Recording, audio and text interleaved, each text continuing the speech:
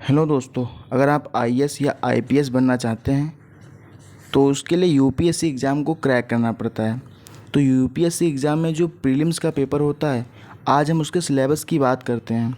तो प्रीलिम्स का जो एग्ज़ाम होता है उसमें दो पेपर होते हैं। तो पहला पेपर जीएस 1 का जो होता है और दूसरा पेपर सीसेट का होता है। तो जीएस 1 पेपर में 200 अंक का होता है और उसमें टाइम जो होता है 2 घंटे का होता है।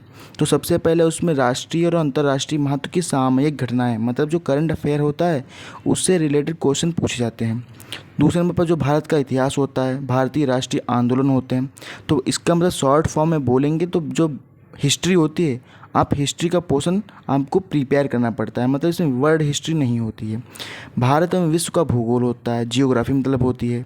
भारतीय राज्य तंत्र और शासन, मतलब आपका जो संविधान होता है आपको उसको प्रिपेयर करना पड़ता है। पॉलिटी को पढ़ना पड़ता है, जो एम लक्ष्मीकांत की बुक होती है।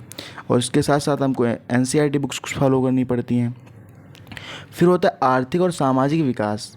तो मतलब आपको जो पढ़ना पड़ता है वो सोशल साइंस, मतलब कि सोशियोलॉजी जो होता है उसको आपको पढ़ना पड़ता है और इकोनॉमी को प्रिपेयर करना पड़ता है। इसके लिए आप मुरनाल के लेक्चर्स देख लें तो बहुत ज़्यादा ही अच्छे होते हैं। और उसके बाद पर्यावरण और पारिस्थितिकी, जैव विविधता, मतलब कि इन्वायरमेंट और इकोलॉजी।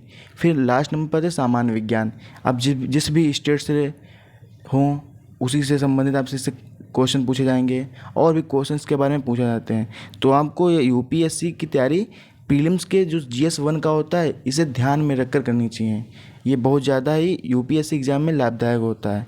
तो यूपीएससी एग्ज़ाम में अगर आप आईएएस और आईपीएस बनना चाहते हैं तो उसके लिए प्रीलिम्स का जो सिलेबस होता है उसको माइंड रीडिंग ऑल टाइम करते रहिएगा।